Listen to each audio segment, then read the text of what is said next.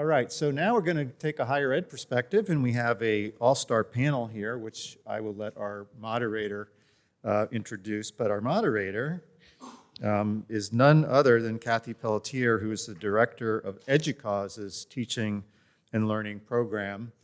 Long story, but what was IMS now, One EdTech, actually came out of EDUCAUSE many, many years ago, and EDUCAUSE is really probably still our premier partner in many ways. And Kathy, I can't thank her enough because her major teaching and learning program conference was just last week.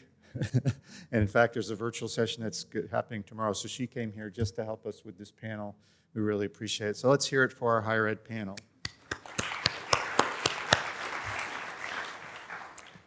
Hi, everybody. I'm still really processing all of that rich input from our students. And that's really what we're here to talk about today with these product leaders is how do we take what we're learning from our students who are in high school, middle school today and use that now to plan for the next 5-10 years as they'll be quickly entering into higher education. So I'm going to share a little bit about EDUCAUSE and the work that we do in this space. However, we are not yet asking students of this younger age what their hopes and dreams are, what they really enjoyed, and how they were engaged in their education experience. But I want to do a little bit of a commercial for our Students with Technology report that will be due out this August, September-ish. Some of you may have caught the session this morning with Janae Robert and Mark McCormick, who discussed it. But there, we're really excited to hear from what students in college now really care about in terms of accessible technology that is reliable and does the job for what they need to do with their classes, as well as students' views on privacy and security. And it will really be a great tool for education providers to think about how they're investing in equitable and effective learning experiences. So I'm going to ask my presenters here next to me, these product leaders, to say hello real quick, and then we'll launch into our conversation. Great. Hi, I'm Steve Rogalski, Vice President of Product Management at D2L. I came into this education community from the product world, and I feel like I have found my friends and my family here, so thank you. And hello everyone, Chris Husser, Vice President of Product at Anthology. Also really pleased to be here today and come to really higher education from working on campus for a number of years in technology and education. Hi everyone, my name is Annie Cecatali. I'm the Chief Product Officer at Turnitin. I have been in EdTech for 23 years, which makes me feel old now. So I'm always feel grateful and blessed to have been in this industry during this time. It only gets more exciting and excited to talk about this. Great. Yeah, I know for me, a lot of what the students shared was validating of what I think we know for me and the higher ed community about what students want and need and don't want and don't need, but there were some really new, interesting ideas that were there. I would love to hear from all of you. Let's talk a little bit about what would need to be true in higher education, whether it's on campus or with products, to make these students' dreams come true. What would that look like? I'll start with a story. It's always fun. So I'm also coming at this now from a parent of 3 teenagers. So it's funny, when I started this journey, I didn't have children, and then I had children, and it changes a little bit your perspective and how you listen to them, and how you should sometimes listen more, and what you should choose to ignore as well, I think is important too. So I went to my son's graduation. It was last week, similar to these students. And there were a few valedictorians, and so the speeches were short. And so one of the gentlemen got up and he's like, I'm super awkward and I don't like giving these speeches. And so I was like, oh, what's this going to be? And then he read this kind of speech about what graduation means and what chapters it opens. And it was, I would say it was a B speech, like your basic speech, nothing too out of the ordinary, somewhat motivational, said the right things. And at the end of the speech, and he said, this was brought to you by AI. So his entire graduation speech was written by an AI bot, right? And it was kind of a point he was making of like, this is, like, is this still my graduation speech? Is this okay? Is this not? So I think that's just a good grounding for us to think about what these students are thinking of and what they're exposed to that we in higher education need to be prepared for, right? And so I think one of the conversations that I continue to have throughout these 23 years is digital literacy, right? And I get frustrated, to be honest, that there's still basic conversations on how to use an LMS when that same conversation took place in 2004. So we have to be raising the bar on digital literacy, but part of that is the training of our teachers, right? And how do we help them? How do we help them incorporate technology and use it? But students expect that, right? Students are not, my kids will come home and tell me when a teacher doesn't know how to use Schoology. Absolutely, will tell me. And that's the expectation of students as they come into higher ed as well. I think we also have to grapple with ethical questions, right? Obviously, in general, across society, but even things, we deal a lot with, authentic work that students submit, right? That's what a lot of Turnitin does. And I don't know if you guys have used, and gals have used Google Docs, and you know how it completes your sentence? Right? It's pretty good at that, right? And I accept those changes a lot. At what point when you're accepting changes to your email, is that email still yours? Well, yeah, they're just completing a sentence that's pretty basic, right? But what if it just completes the rest of the paragraph, right? Is that still your written work, right? And I don't have answers to these, so sorry about that. But those are the types of questions we have to be discussing as a group, like from a digital literacy as well as ethical and AI, and how that impacts education. Chris or Steve?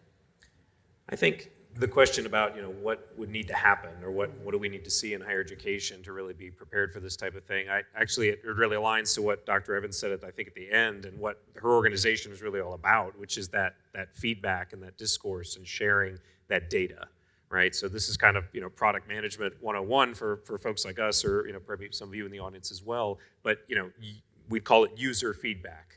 Understanding, how do your users use your product, what's working well, what's not working well, where are the hiccups, where's the good UX, the bad UX, constantly getting good at how to use that to tune your product to be better is a lot of what we, kind of think about doing a lot of the times.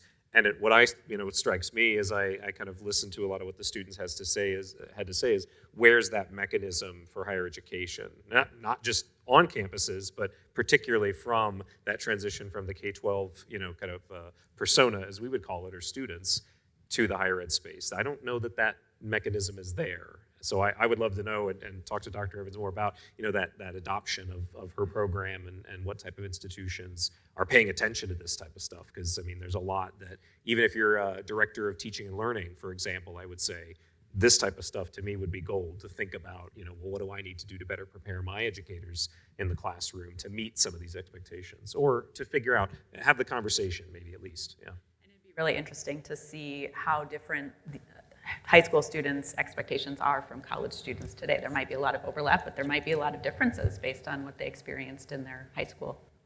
I love Dr. Evans' talk, and if you look at the title, I don't know if it's here, but probably not there, but Envisioning the Future by Listening to the Ideas of Our Students. I think that's what we need to do and keep doing. And I'll tell you a little story.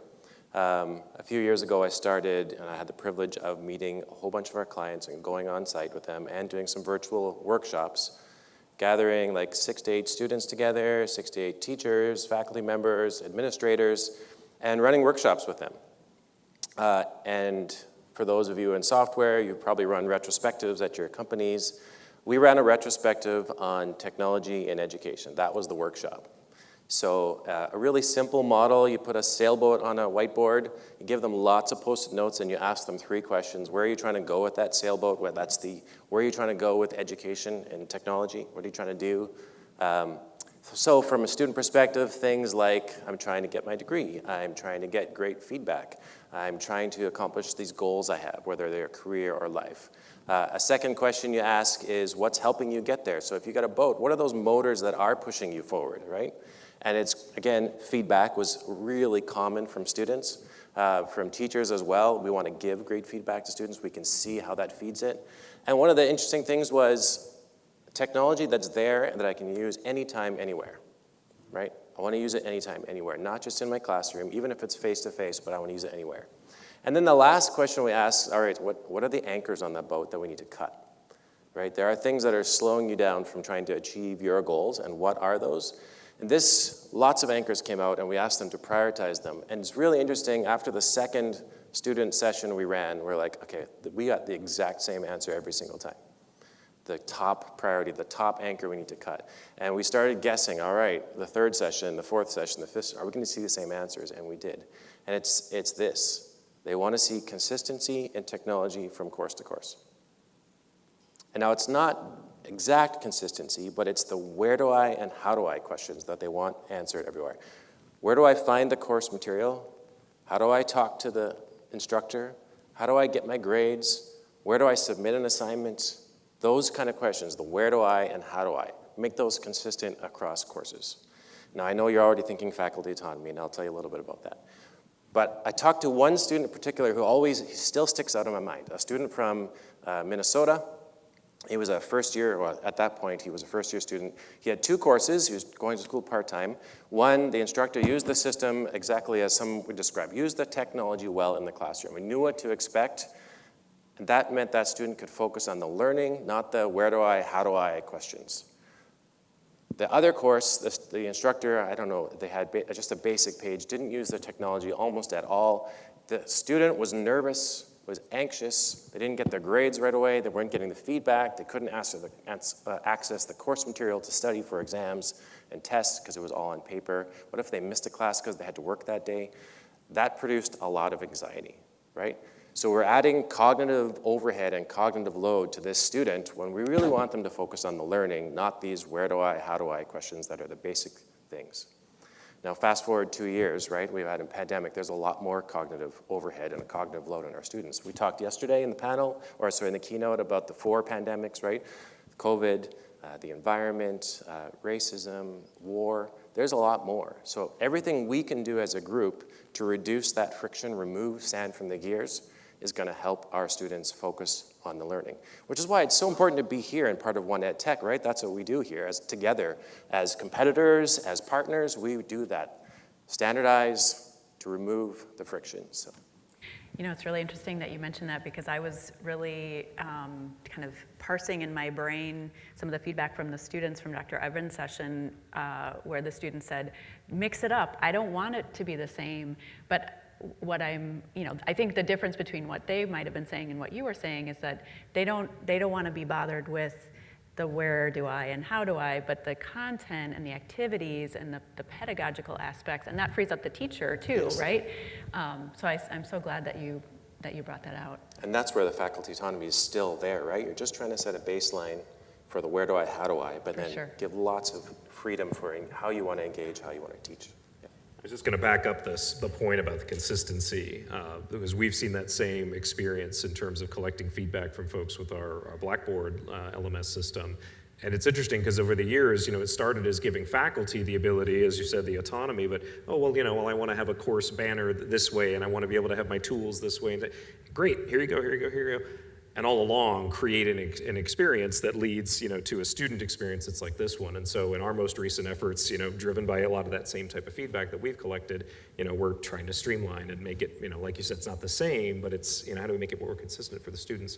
What I observe, and certainly think about being here at this conference, is that there's still a lot of interoperable tools. I mean, interoperability is great, of course, right? But great, well over here I've got a professor who's using Top Hat, and over here they're using this plugin, and over here they use that one. And so even though we have this rich interconnected ecosystem, I still have a different identity across all of them. I know there's been some sessions here today, or will be, that talk about some of that, but there's still some challenges, I think, around how this kind of vast ecosystem of tools we have, and the fact that there is, whether it's by discipline or just by individual instructor choice, is just inherently going to make it challenging for the students, I think, with your point. Yeah. But that also gets at the student who made the point about using technology with intention too. Like there might be this vast universe of tools that are interoperable, which is an amazing start, and the more that faculty can really be, on purpose using that's right. technology, she said, right? Work it into the curriculum. Don't just make it episodic. But exactly. That's right. Yep. Yeah. Right, and you wouldn't want to use Logger Pro in every one of your classes,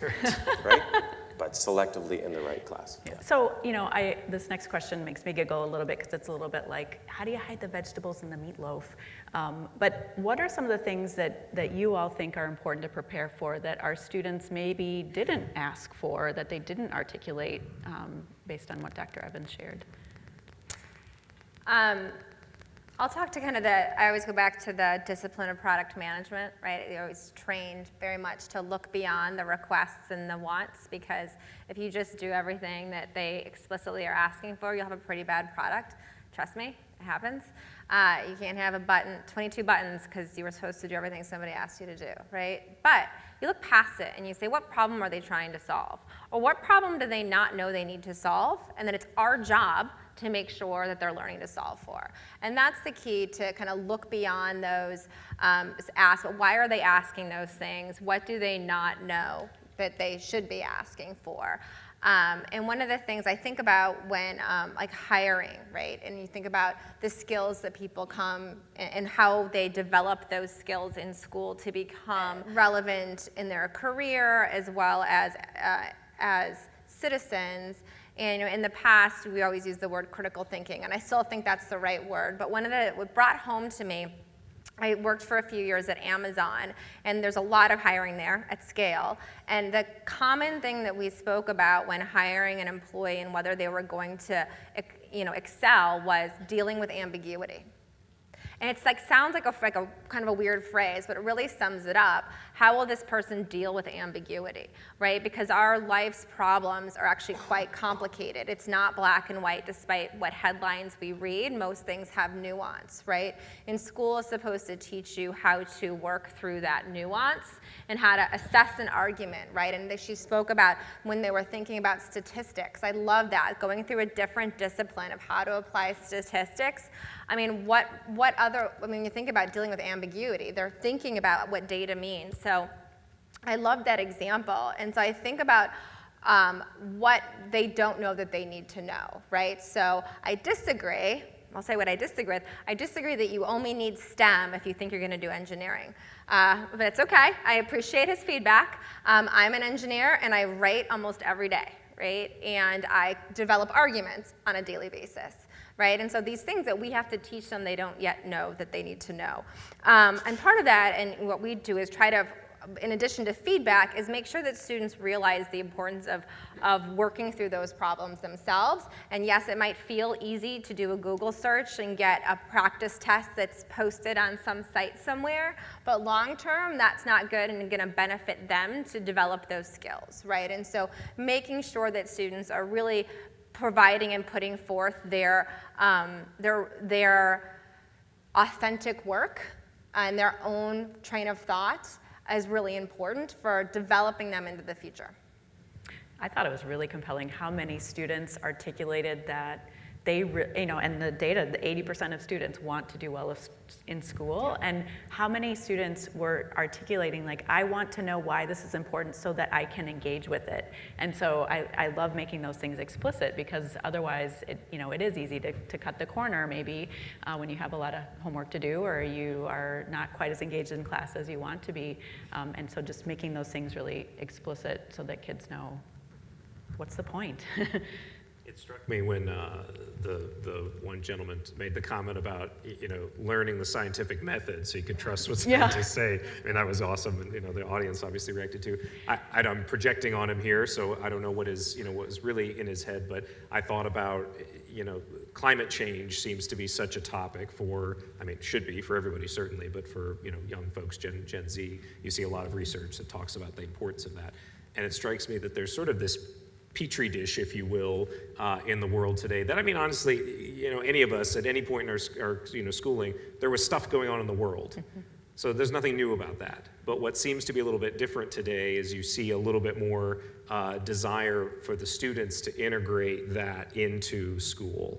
And I hope that's actually happening. I don't know if that's true. I've been in school for a while, but it just strikes me that the more, I think to your point, if it can be made relevant for the student in the context of what they see going on every day. I mean, I think even our keynote speaker yesterday made a comment about how to take some of the things that were happening that you'd see in the news and the media, integrating that into some of her lecture work with her students.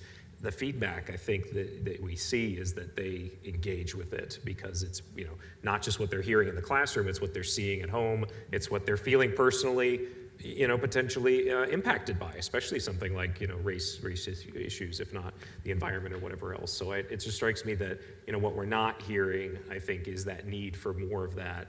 What we are hearing, as we just got the examples of it, make it relevant for me, but, is it really saying in a very specific way, I need it to be this way as sort of a modality of learning? We talk about, is it online, is it face-to-face, is it hands-on or not? We don't talk about the modality of, is it using examples that are real, or is it a train leaves, Ohio Station at 12 o'clock at midnight on the way to the, those made up assessment examples, and I think there's a big opportunity there. Yeah. I was thinking a really good class would be, we talk about climate change, but combining, so they have like environmental science at my kids' high school, environmental science, but also a black period with that in economics, to discuss the impact of some of the climate change decisions and how that impacts economic decisions, right, in terms of what we're looking at in inflation. I mean, these are hard problems, and it makes it relevant for the students, but it's hard for teachers to reinvent their curriculum on an annual basis based on what's going on in the world.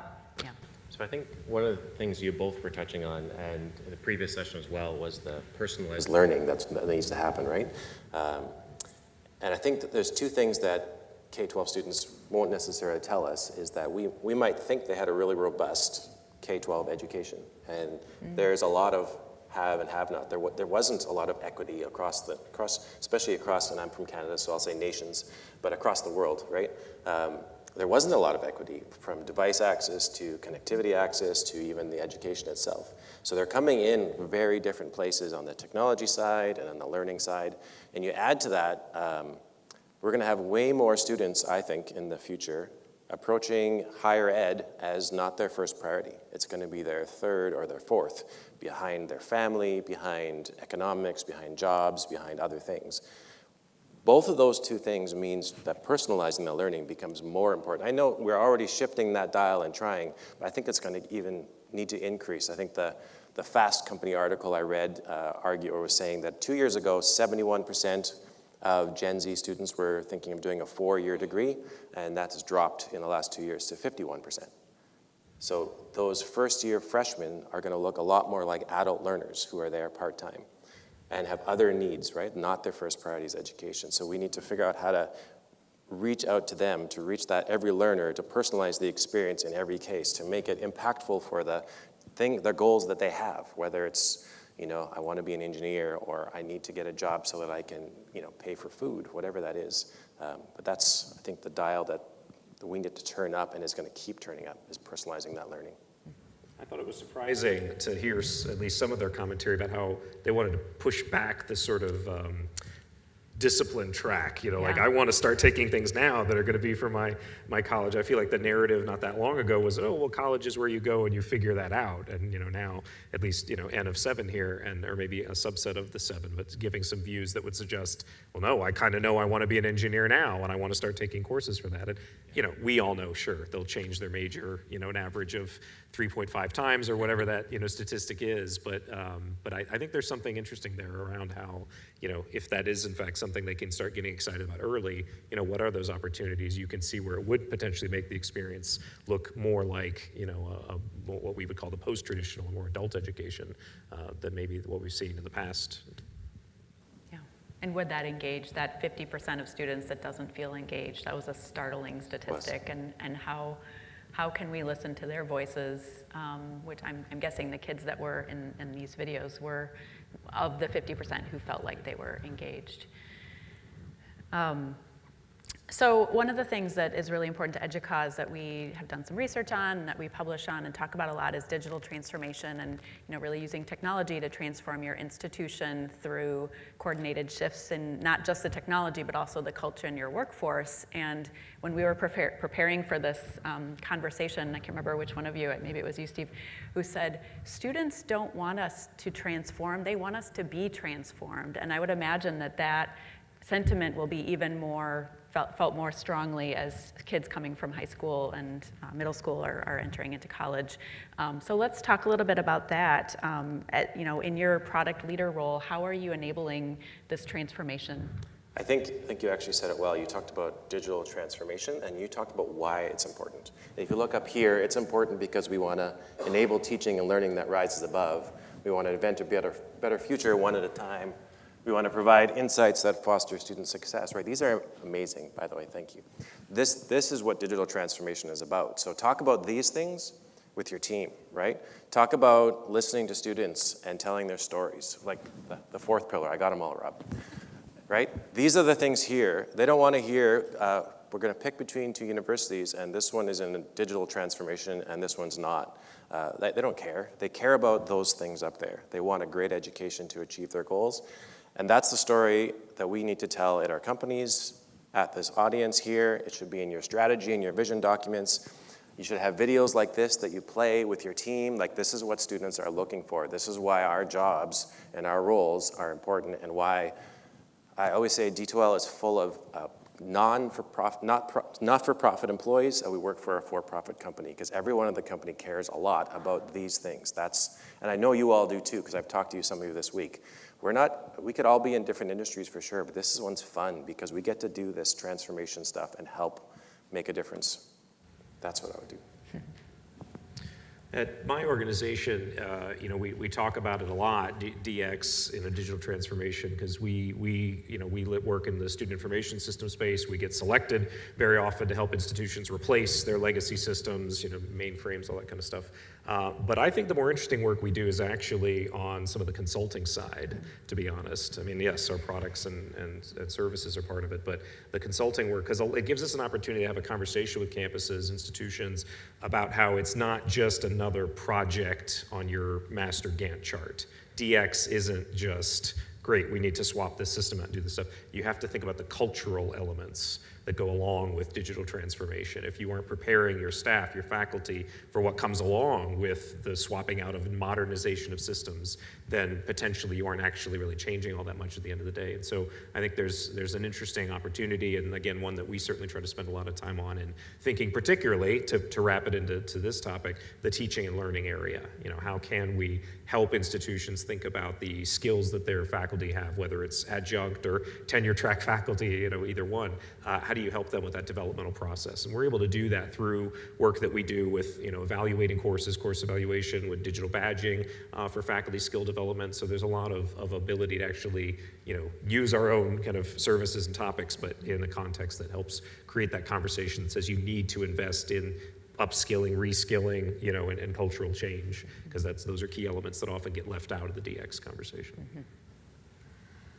Yeah, we think about it in terms of very much back to the underlying theme, which we heard from the students, which is the teachers and the engaged teachers, and that's the moment that matters, and that's the moment that stays with the student. And so how do we make more of those moments, right? So from a technical perspective, we say, how do we remove undifferentiated heavy lifting for the instructors?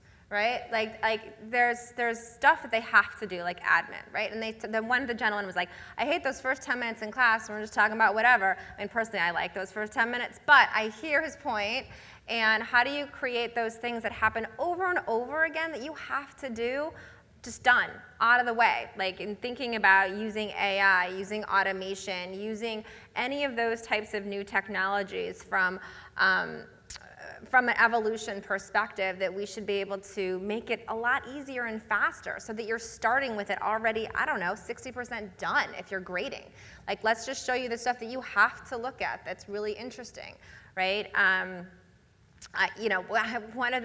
We were talking about, we were doing some new grading and feedback features for our products, and we were doing customer interviews. We do a lot of customer interviews.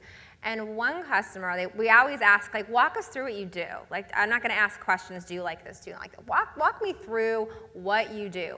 There was a teacher who had stamps made, I kid you not, like old school rubber stamp with different feedback that they gave all the time over and over again. We can do better, right? Like, that shouldn't have to be the case, right? So you can look to see, for instance, we have like auto grouping, right, for some STEM paper to digital exams, right? So you can take a test that's written, right? Computer vision can lift up question 1, question 2, question 3, can group like ones together and give those to you on a plate to teachers to make quick and easy feedback. That's just one example, but really trying to think about how do we take away the undifferentiated heavy lifting so that teachers have time for the feedback that matters and to engage the students the way they need to. When I was doing those workshops, the word you just said, the teacher biggest comment was, you said, remove the undifferentiated heavy lifting moments. That's what you said? That was their comment to us. Like, take care of that for us. We just want everything to be easy so that we can focus on being great teachers. That's what I want to be on. And anything that technology does that helps me be a great teacher, that's what we're looking for. Which is really the experience we're also trying to provide for students, right? We're trying to remove the, like the how do I, where do I, get that out of the way with technology, but then the actual engagement and learning is with the content and with the other students and with the instructor as well. Yeah, and I really, it's been, I'm waxing poetic a tiny bit here, but it's been really interesting in the last few years to see the extent to which the true partnerships between providers and campuses has really grown in ways that I think we didn't necessarily have as richly before the pandemic, that your thought leadership and your expertise in, these are the ways that we can help improve the faculty's experience and, get this administrivia out of the way, or share our expertise and consulting and provide guidance to faculty members as they're teaching. I think hopefully that continues to advance in the coming years as well. I also think it's always important to think about the differences in additions to age and maturity between K-12 or secondary and higher ed is also scale. Yeah. Right, and that's what technology does really well, or should do really well, right? And so it's like 30 kids is probably big in some K-12 classes. Imagine 200, 500, right? And that's just one of your sections, and you might be an adjunct with multiple, right? So for me, I think scale, and I failed to mention that piece of how do we help with scale, I think is going to be more important because it's just so hard. Every faculty I've talked to wants to spend that personalized time. It's not that they don't want to. It's just very hard with those numbers.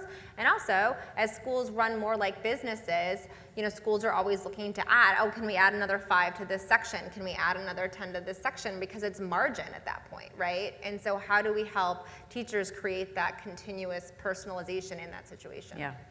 And you've touched on the next topic I'd love to talk about, which is how can we actually look to K-12 for their expertise and what can they do to help be prepared for the students of the future as students are graduating and coming to higher ed?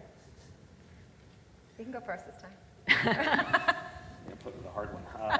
And that's the right question, I think, right, is what is the opportunity for that connection, right? We talked earlier about, even what's great about Dr. Evans's organization and facilitating maybe some of that conversation. So I think that it's engaging in that. I mean, whether you've got a, kind of tomorrow.org you're working with or not, how do you kind of work with your, even if it's just, who is the local or regional kind of education providers you have, building those partnerships, those foundations to inform that leadership level around, here's what we're seeing. Interestingly, I think from the admissions perspective, and I don't want it to sound like it has a negative tone, but I feel like what I see is that, from an admissions perspective, it's like, the district to me is a, sort of aggregate sort of like feeder, right? This district provides me with students that generally look like this, and this district, and that removes, I think, some sense of what's really happening. It reduces, the output of school districts to just, essentially a cohort of students with an average GPA of X or Y or SAT or ACT scores, whatever it is. And there's so much more going on, as evidenced, I'm sure, by these students alone. And so, how do we bring to higher education, whether the admissions office or otherwise, more understanding that, we're not just a bucket of students that you can average up into a set of scores. What are the actual experiential, in classroom, maybe not like literally one by one, although that could happen with something like the comprehensive learner record, right?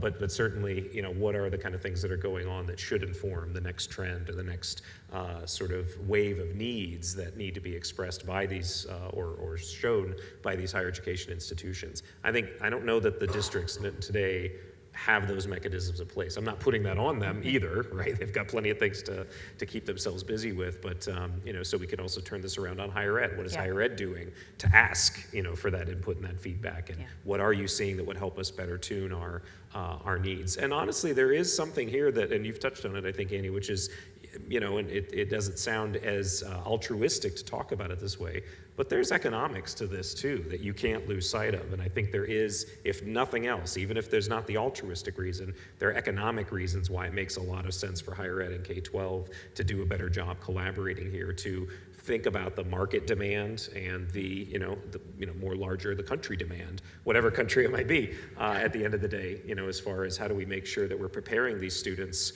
for the careers that we need. And because it doesn't start on the college, it arguably starts in at least secondary, maybe some would argue it's even earlier. What was the question again?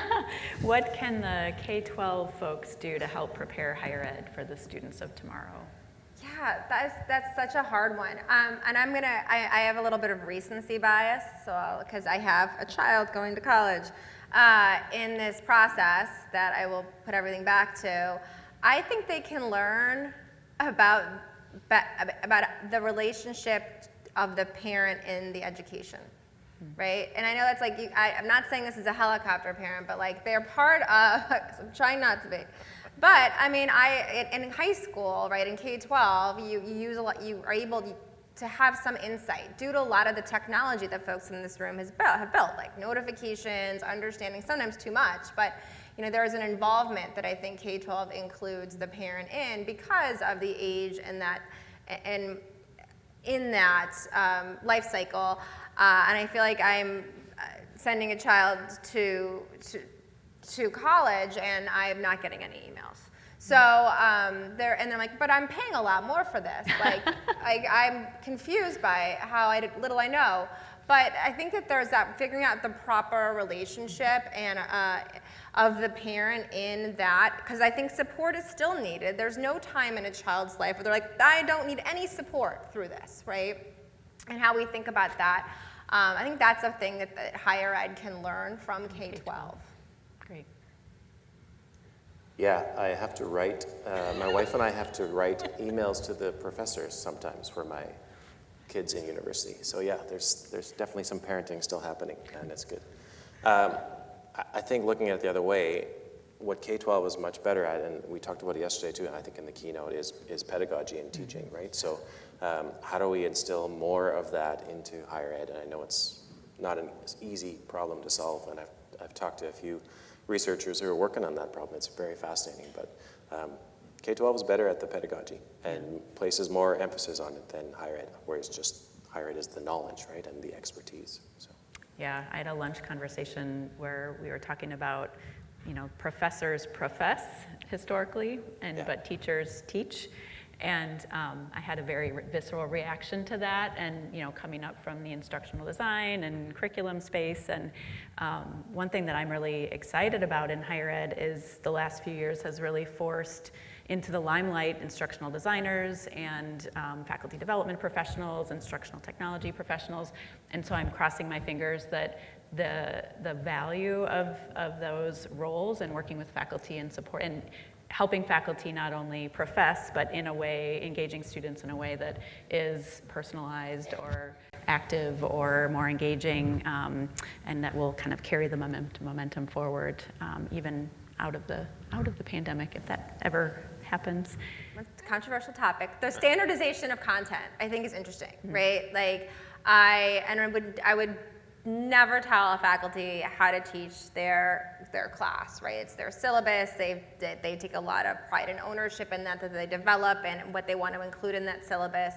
But the lack of standardization between Biology 101 actually is difficult for technology to handle. Like a higher ed, if there were more, be careful what I wish for, if there were more content standardization in higher ed of like what is Bio 101, what is physics, right? And you think they are, and you usually get it from I get it from the table of contents of a textbook. That's usually how the cheater way to do it. But that would actually, more of that content standardization, I think, would actually make technology easier, make it easier for technology providers to do the things for higher ed that we can't do today. Like for instance, like automatic tagging of content. Like that would be great, right? And so that builds data and insights that you can then figure out how the students are doing on certain type of content. But if all the content is always bespoke from course to course, from school to school, it makes it really hard for those types of data and insights projects by which we want that transformation moment. And I think kind of this made me really think, like, what are those things that are different between the two that I think that we should learn from, right? But the lack of standardization, it makes it difficult from a technical provider perspective. Someone somewhere just yelled about academic freedom, I I know, think. I know, but I apologized up front. I gave you all of I know. It is, though, important because in K-12, if I am a teacher and I create a course and I think it's amazing, even a part of a course, I want to share that with the world, right? And I'm happy to do that. You can use it for free, or teachers pay teachers, and we have some, but happy to share it. And if there was a little more of that in higher ed, in the right context, like intro courses, for example, I think that education would benefit, right? Those K-12 teachers they're just way better at sharing. I would love to land on that note, but we have several more minutes for each of you to provide, like, what's the one kernel that either you learned from the students today or that you'd like to impart as a product leader? And I'm going to invite you to go first because Awesome. you haven't gotten to go first yet. Years ago, when I was thinking about what I want to do in my career, I was like, someday I want to be a director of listening. Director of listening. I think I ended up in the right role, product management. So that's listening, right? Do a lot of that. If you listen well, you ask great questions, you end up with a much better result and a much better product, a much better education. So that's really, like, I loved the talk before this, and I was at your EDUCAUSE talk early this morning. Like, let's go listen to the people who are doing the work and then react based on that. I love it. I think for me, one of the most kind of interesting dyadics in the conversation with the students there and the interplay between them had to do with that kind of whose responsibility is it to create or be engaged? And is it the faculty members, teacher or instructor, whoever, their job, or is it the student's job? And I call it, I said dyadic because I think of it as both, right? That they both kind of have to happen. And so to me, I think then the takeaway becomes, for the educational institution, how are we helping faculty grapple with that? Recognize that there is a role that they need to play, to engage students. I don't know whether it's meeting halfway or 3/4 of the way, or I'm not sure where the line gets drawn. Maybe it's different, and maybe every individual instructor and every individual student has to kind of navigate that, I suppose you could argue. But either way, I don't know that we as the institutions are often engaging in that effectively around, how do you help faculty figure that piece out? And I think part of what is interesting, back to the topic of getting K-12 and higher ed talking more, is that your students have something to say about that, whether in aggregate or individually. But the students in the videos talked a lot about how I have this learning preference, or I learn better this way or that way or whatever. And so, I think about what are the opportunities for systems like any of the ones that our three organizations build to arm faculty with more information about the learner, for them to then use that as appropriate in the context of that discipline and or their teaching style. But that I think is a great example of that meeting in the middle between, we're not hyper personalizing always to every single learner, but we are at least using all of this data that we're sitting on top of to create potentially a better kind of learning dyadic between the instructor and the faculty and the students. Great. Yeah, it's interesting, that relationship. Like, I think it also changes going from K-12 early to post-secondary to higher ed. I do think that in higher ed, you take on the responsibility, I think sometimes of figuring out how you are engaged and motivations for engagement in a way that you might not be as expected to be responsible for earlier on, and having learned that, coming back to the relevancy. I think relevancy is kind of the key for that engagement, right? And how do you make sure those things are relevant to the students? Because, I mean, like it or not, like, there's things in classes they're just gonna have to learn. It's just stuff, right? And we go to work and there's stuff we have to do at work. We just have to do it, right? Like, and so it's balancing that and kind of learning how to self-motivate, I think, is also an important point. But for me, like, I still come back to just digital literacy. And it's not even complex, but just kind of keeping up with, from a teaching perspective, and how, and I don't know the answer of how do teachers balance keeping up with what's changing at the same time they're trying to engage their students and grade and give feedback and do research if they're supposed to. It's just so much, right? But what are the mechanisms that you mentioned that help teachers, higher ed and K-12, but especially in higher ed, understand what's changing and what's out there? Like, I'm sure there's plenty of English teachers who don't know that you can have AI write your essay. Like, happens today, right? And how are we, and what are teaching methodologies that help prevent that, right? And even different tools that allow you to use, machine learning or AI to do that grading for you in a really basic way, so that you can focus on feedback. So I think helping continuously that professional development, I just always come back to that because I still just don't think it's enough. I've never met somebody who's like, oh, you know what, I just get too much professional development in higher ed. Like, I've just never heard that. Let's do it, more professional development. Well, thank you so much. It's been a pleasure to talk with all of you today.